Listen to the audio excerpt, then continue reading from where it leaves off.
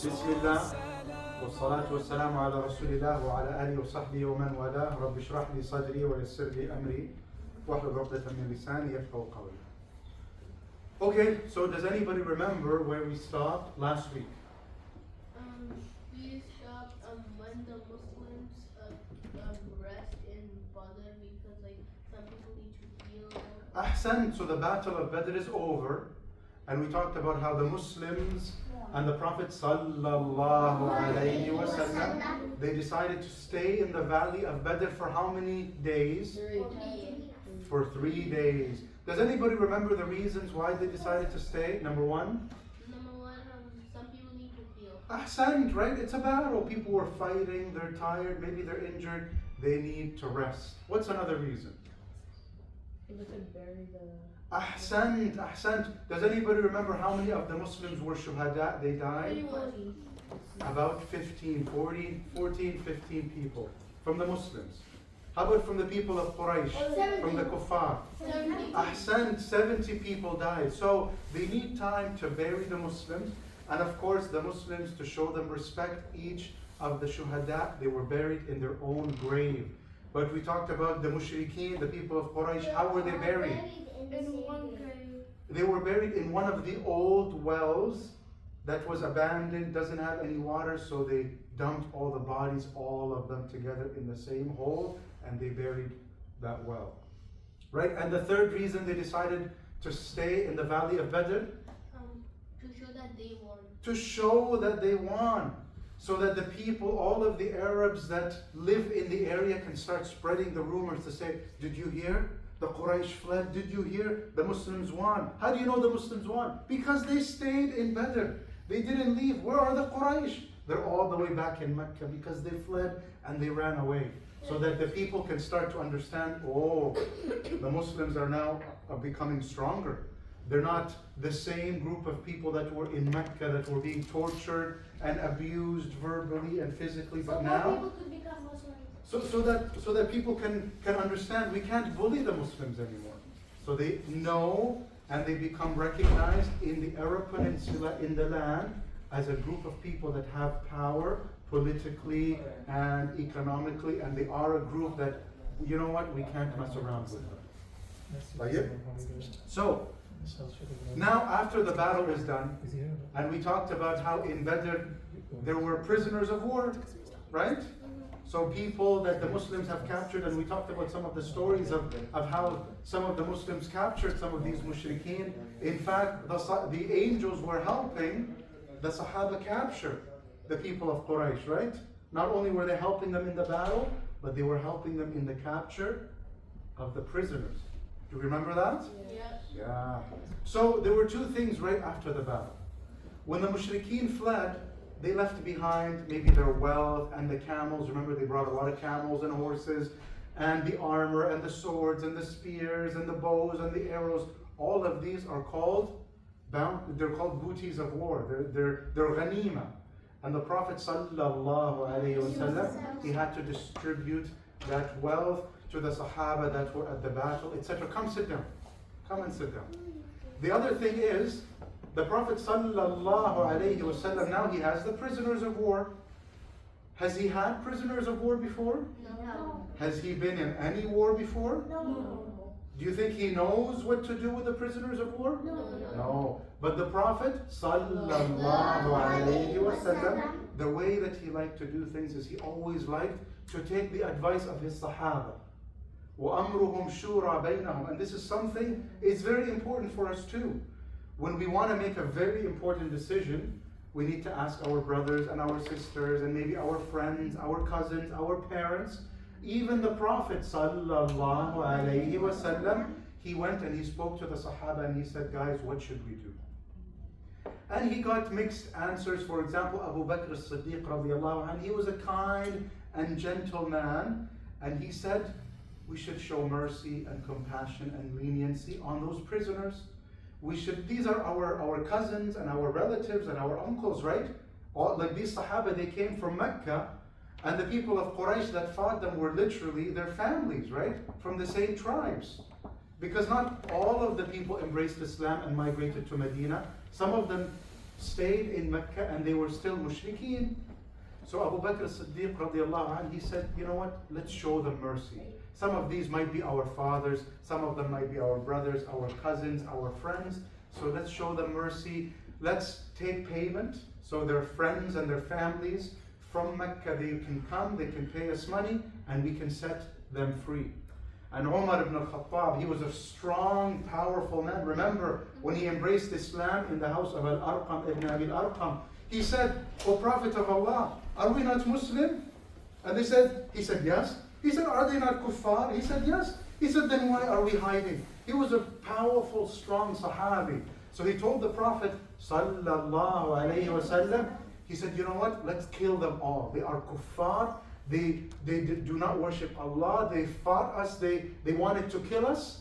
Let's show them that for us as Muslims, we show no mercy to the non-Muslims.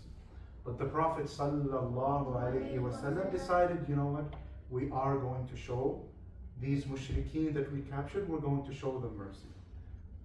So the Prophet sallallahu alaihi wasallam, now he's going to go back to Medina, and they started on their way to Medina.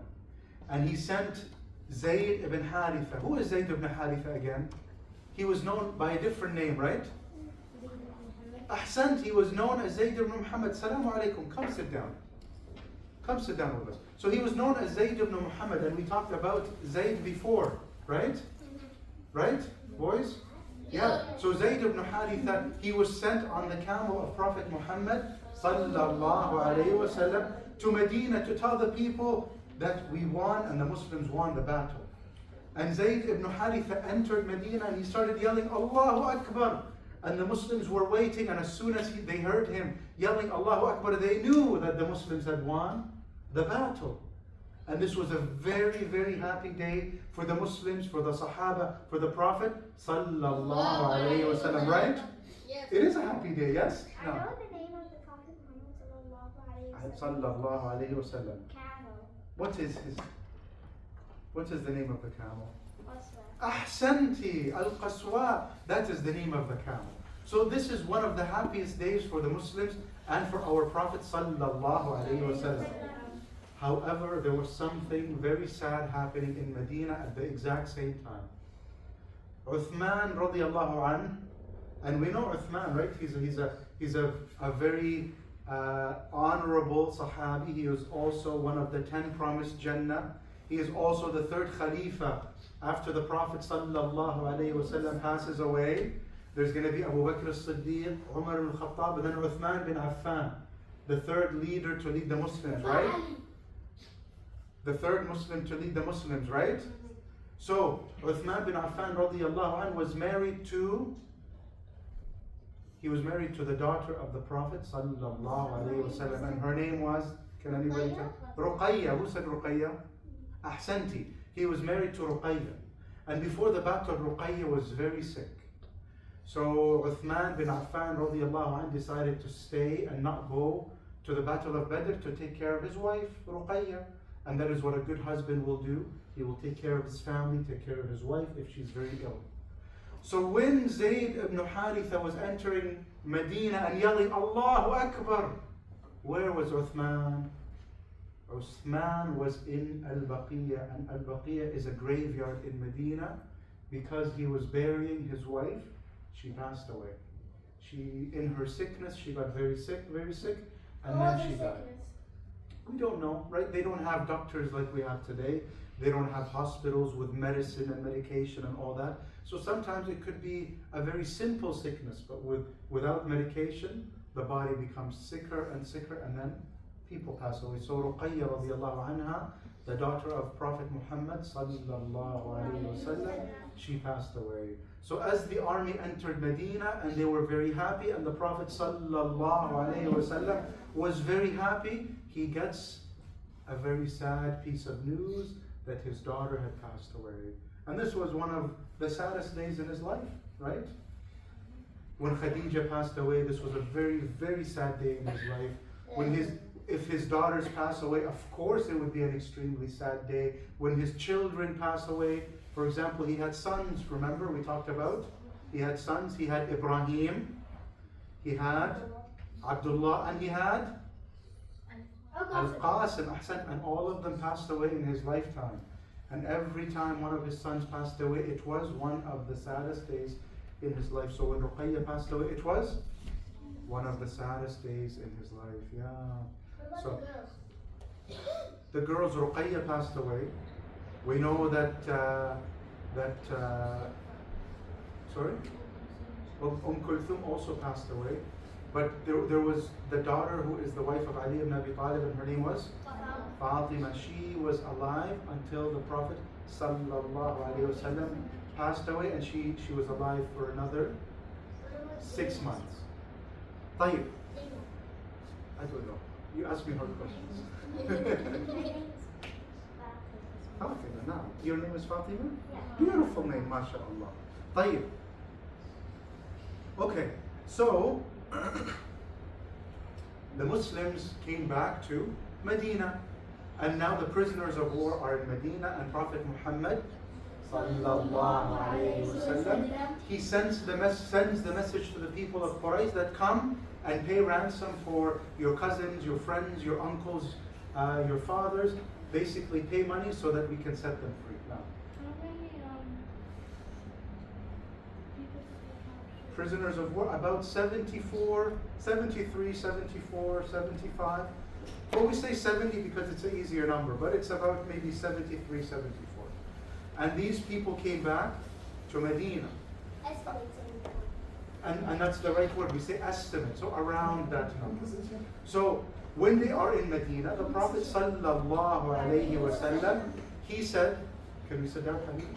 He said that any Sahabi who captured a person from Quraysh, he needs to take that prisoner and keep him in his own home.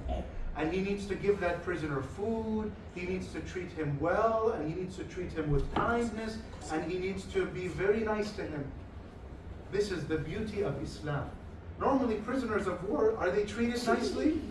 No, they're not treated nicely at all. But the Prophet sallallahu alayhi wasallam advised the Sahaba that he needs to treat everyone who captured a prisoner, needs to put him in their own home and treat them what? Nicely and with generosity and kindness. Ahsantum, yeah. So a few interesting things happened during the freeing of those prisoners. So now what happens is the people would come from Mecca, they would come with money and they would say, this is my brother, this is my cousin, this is my uncle, this is my father. They would pay that money and then they would be set free. There was one Sahabi and his name was Mus'ab ibn Umayr, and his brother was a mushrik on the side of the people of Quraysh, and he was captured, and his name was Abu Aziz, and he was captured. So this Sahabi, he went to the Ansar that had captured his brother, and what do you think he did? Or said? He paid the ransom, you think? Okay. He probably said, that's my brother, let him free. You know what he said? He went to the people of the Ansar and he said, be careful, don't let my brother escape, because my mom is very wealthy, so you better ask for a lot of money for his ransom. So his brother looked at him and he said, what are you doing? I'm your brother, man. And he said, you know what? These Sahaba, they are more brothers to me than you are brothers to me. Why? And it teaches us, because we as Muslims, we are brothers and sisters to each other. So Mus'ab ibn Umayr was saying that these Sahaba were more brothers to me than you are a brother to me. Because Muslims, we are brothers to each other. And his actual brother is not a Muslim. So who is closer to us? If a person had a Muslim brother, a brother who's not a Muslim, and brothers in the masjid, who are closer to us? Muslims. Muslims are closer to us. So that's what he was telling him. He was saying, these Ansar are Muslims, they are closer to me as brothers than you are to me. Like, we also learned that there were some that were captured during the Battle of Badr that had no money. Right? But they knew how to read and write. You had a question? So, but they knew how to read and write. So the Prophet sallallahu alaihi wasallam, he told them, you know what? You will be set free on the condition that you teach the children of the people of Medina how to read and write. Because the Prophet ﷺ, for him it was very important to teach the people of Medina to increase the level of literacy, meaning how they read and they write. There was also people in Medina, people that were captured and in Medina that were very, very poor. They had no family, they didn't know how to read and write, so they had nobody that will come and pay money on their behalf to set them free. So what do you think the Prophet ﷺ did? What do you think he did? He just let them free. And guess what? A lot of the people that were captured and they were let free, later on in the Seerah, they became Muslims. And they defended Islam at a time when a lot of people left Islam. And they fought in the cause of Islam and they supported Islam and they helped spread the message of Islam.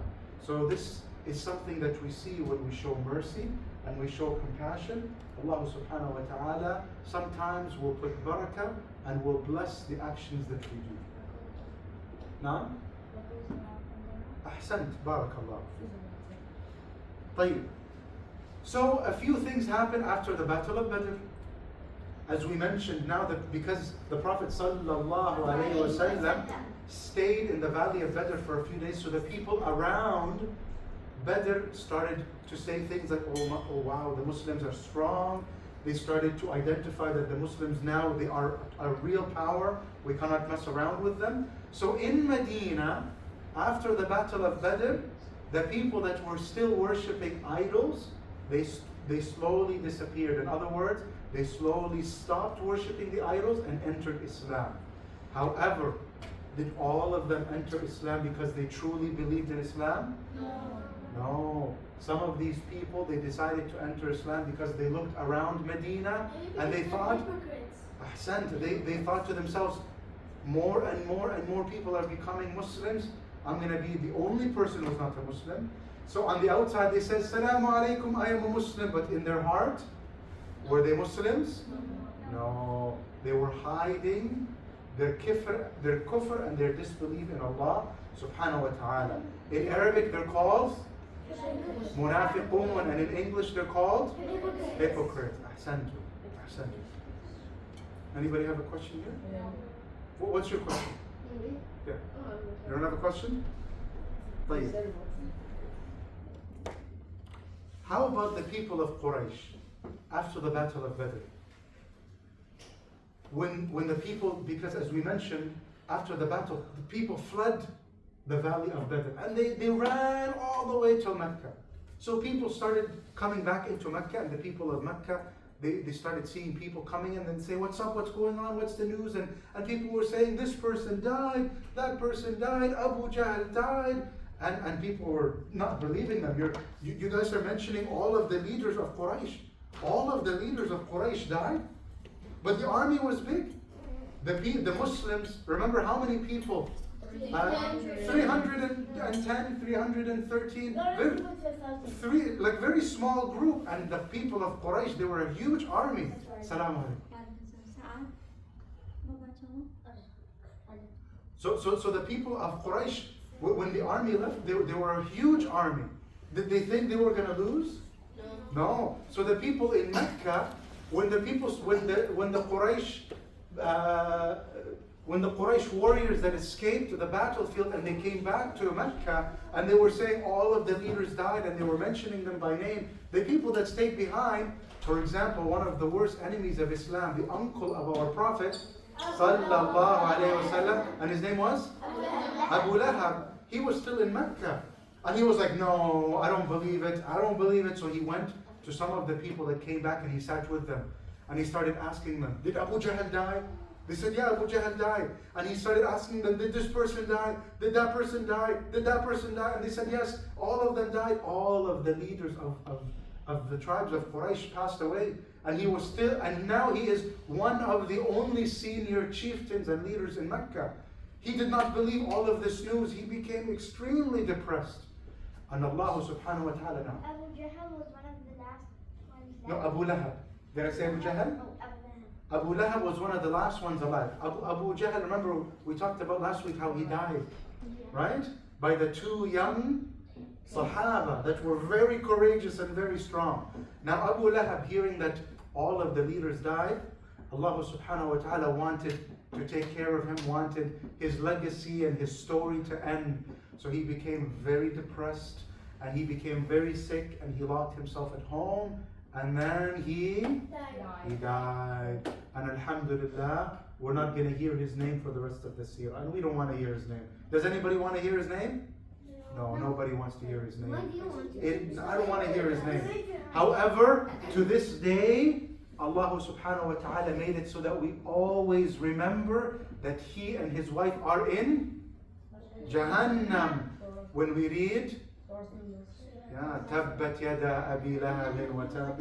To this day, we read, and we read. When did his wife die? I don't know when his wife. I can read it. You want to read it? Read it first. أعوذ بالله من الشيطان الرجيم بسم الله الرحمن الرحيم تبت يدا أبي لهب وتب ما أغنى عنه ماله وما كسب سيصلى نارا ذات لهب وامرأته حمالة الحطب في جيدها حبل من مسد. أحسنتي بارك الله فيك جزاك الله خير. فاطمة, right? ما شاء الله فاطمة. طيب, so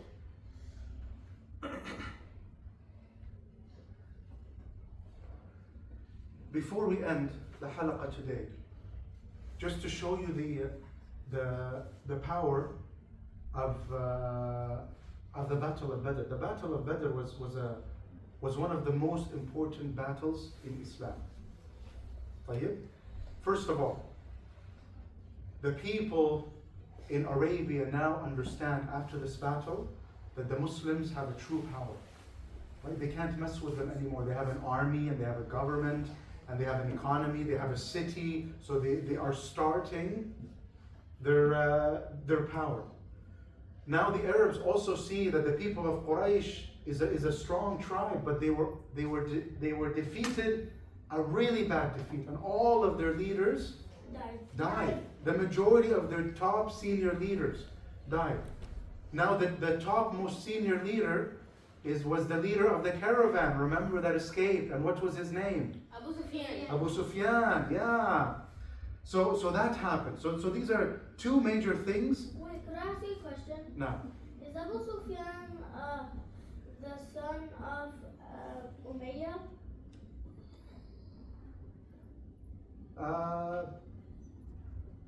No.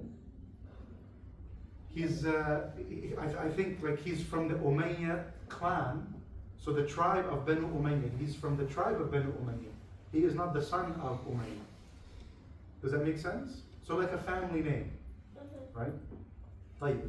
And last but not least, just a quick reminder, after the Battle of Badr, what happened in Medina? We are now starting to see the people who have what in their heart?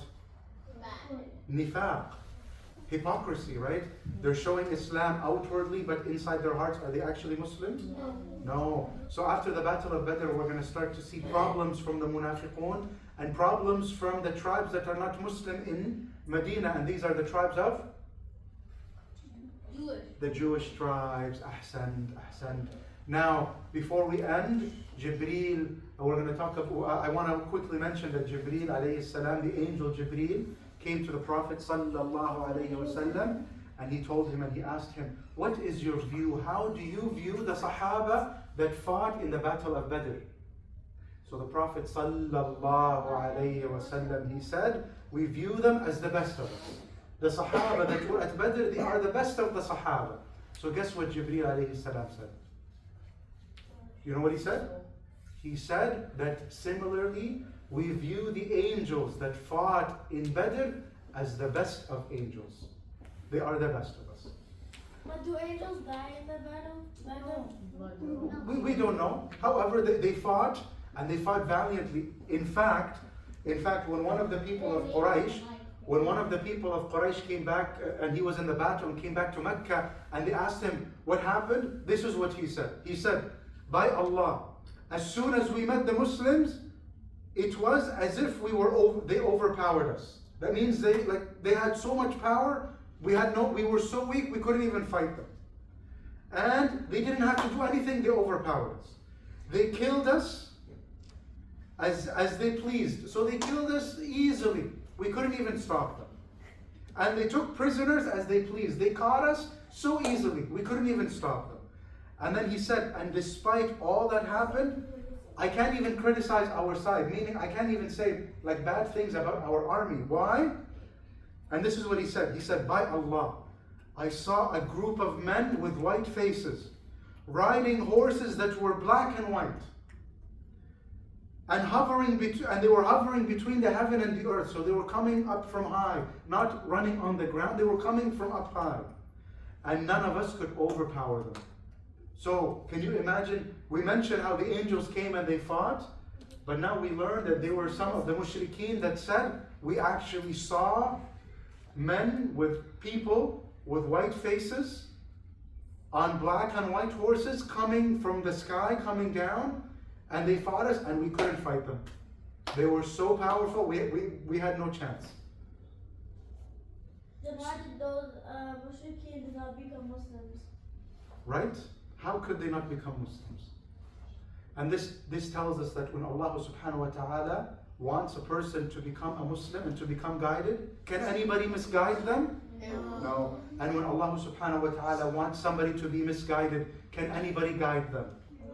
No. So we say, oh Allah, guide us to the straight path. Say Ameen. Ameen. And we say, oh Allah, keep us guided on the straight path until we pass away and until we die. Say Ameen. Ameen. Ameen. And oh Allah, make us of those of the people of Jannah on the day of judgment. Say Ameen. Ameen. Any questions before we finish? No. Alhamdulillah. Yalla wa sallallahu wa sallam ala nabiyyina Muhammad.